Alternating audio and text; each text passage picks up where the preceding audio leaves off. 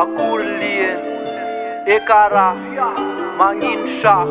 bola chara akurjabe miarabe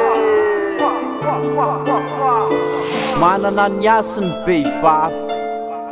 izy anisany manana fandraisana anjara fototra amin'ny hoavin'ireo taranaka andimpy ekena fa tsy misy ny tonga lafatra loloha lanitra samy mety olena mandia tany samy mety ho solafaka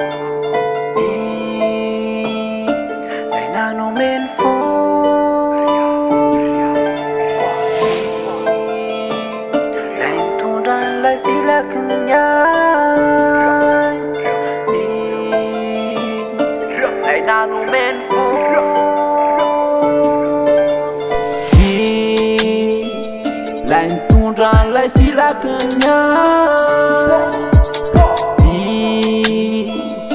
Lenyar tantar kekarazana la Afatrahoana para ato Aleo iparitakan kozy Tsaradia Akartis Malagasy mirepresente Madagasikara Io le tanindrazana Io le taninjanaka Maherisy zanak'ireo ray aman-drenina matotra lohany namany efa kopy fanivavaka tsy arahana asa dia zava-pona ihany ka any voaloha safidiny avy dia misedra mamoa tsy atsy to anatranatry mamamomba ny mahavehivavy satria amakivaky ireo ady sedra ho avy miditra tokantrano satria misy nanometoky fa ho ravaky ny tokantranony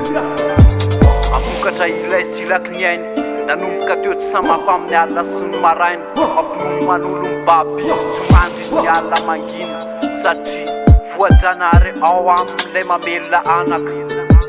mafy ny andraikitra tsy mba morakivy anefa izy fa miaritra respect magnino me anao tsy mety afaka amin'ireo toetsaratsy tsy manjary ino izy ino ny feo fa raha tsara tsisy nenina magnino me anao tsy mety afaka amin'ireo toetsaratsy tsy manjary efa io izy fa izay tsy mahatana no tsy ambinina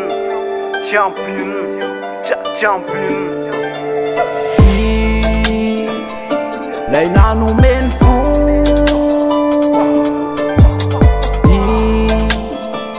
lay nitondran'ilay silakinya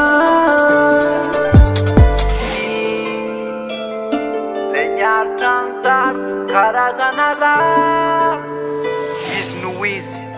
no izy mifanajaza miandry ahitsy fa samia malala nintsy miraika anataparava son 3 avaratry mamba many